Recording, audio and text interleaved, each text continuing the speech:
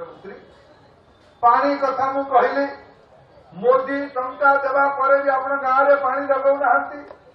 कारण आपणकर निष्ठा गाँव गरीब स्त्री लोक पाखे ना भौणी पाखे ना गरीब लोक पाखे ना आपणकर निष्ठा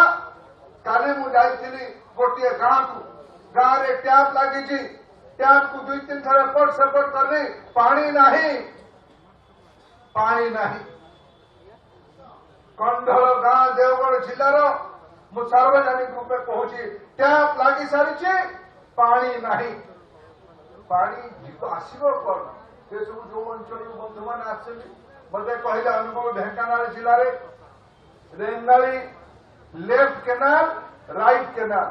समलू खोला है आम जिला देखी जाऊँगी कामाख्यानगर अंचल बहुत भाई भौणी मैंने मत कहले भाई भौणी मैंने कामाख्यानगर केनाल पानी मारिकी से 2-3 फसली है भाई मैंने भाई भौणी मैंने अनुगुण पटे केनाल भी जाइए बनपाल ब्लॉक जाइए केनाल सेपटे पानी मारला भाई भौणी मैंने ओडिया लोकंकर मुंड पिछा हजार हजार टंकार ऋण तैयारी करके विश्व बैंक रु जेबीसीआई जाइका बैंक ऋण आसीबो ठिकादार मान को पोषिबा आपण ठिकादार माने तो आज सरकार नियंत्रण कर पानी मुंडे ओडिशा भारत वर्षर सबुठु अधिका पानी थिबा राज्य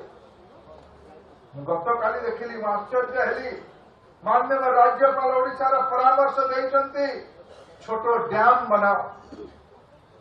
पहाड़ अंचल पानी को बांधि रखिबा पाई आपण मझिरे मझिरे टाही टापरा कर शासक दल बंधु मानक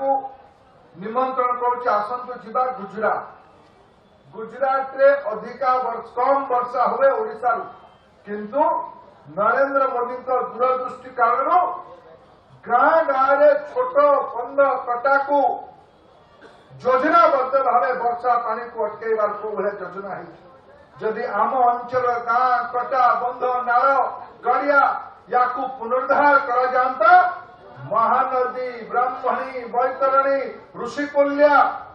माननीय मुख्यमंत्री की कथा कहला ऋषिकुल्यार पानी सब वर्ष